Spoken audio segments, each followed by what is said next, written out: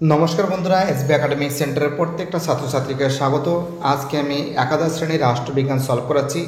নিমাই প্রামাণিক খুবই গুরুত্বপূর্ণ বই, প্রথম সেমিস্টার। আমি আজকে দ্বিতীয় অধ্যায় রাষ্ট্র সংজ্ঞা ও বৈশিষ্ট্য সমূহ, এই অধ্যায় আজকে আমি সলভ করাবো।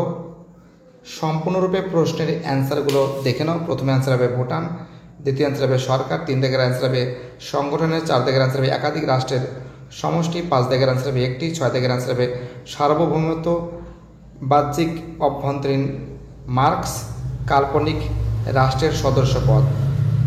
11 দাগের অ্যান্সার হবে কান্ট, 12 দাগের অ্যান্সার হবে উপনিবেশ, 13 দাগের অ্যান্সার হবে সার্বভৌমত্ব, 14 দাগের অ্যান্সার হবে জাতীয় জনসমাজ, 15 দাগের অ্যান্সার হবে বাংলাদেশ, 16 দাগের অ্যান্সার হবে সার্বভৌমত্ব, 17 দাগের অ্যান্সার হবে বাংলাদেশ, 18 দাগের অ্যান্সার হবে গার্নার, 19 দাগের অ্যান্সার হবে টিউটনার, ভ্যাটিকান সিটি গার্নার, 22 দাগের ভূখণ্ড, 23 দাগের সার্বভৌমিকতা, 1 দাগের শূন্যস্থানে 1 দাগের অ্যান্সার হবে ডের অ্যান্সার গ্রিসকে, 8 এর অ্যান্সার হবে বিদেশি, 2 এর অ্যান্সার হবে রাষ্ট্রের, 3 এর অ্যান্সার হবে 145টি, 4 এর অ্যান্সার হবে 4টি, 5 এর অ্যান্সার হবে রাজনৈতিক ব্যবস্থা, 5 এর অ্যান্সার হবে শ্রেণী সংগ্রামের যন্ত্র, 7 দাগের অ্যান্সার হবে 3।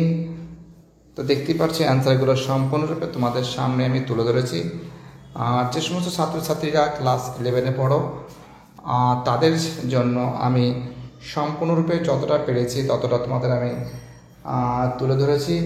তোমরা এইগুলো বাড়িতে বসে ভালো করে কিন্তু প্র্যাকটিস করবে, ভালো করে তোমরা বইতে মার্কিং করে নিয়ে মুখস্থ করবে। আমি বলতে পারি এখান থেকে তোমরা 100% কমন পাবে।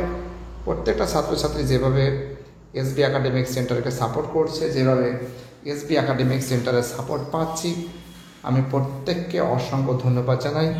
কারণ তোমাদের সাপোর্ট ছাড়া এসবি একাডেমিক সেন্টারকে সামনে দিকে নিয়ে যাওয়াটাই মুশকিল ব্যাপার, নামুমকিন ব্যাপার। থ্যাংক ইউ সো মাচ এভাবে সাপোর্ট করার জন্য। ভিডিওটি দেখার জন্য প্রত্যেকটা ছাত্রছাত্রীকে জানাই অসংখ্য ধন্যবাদ।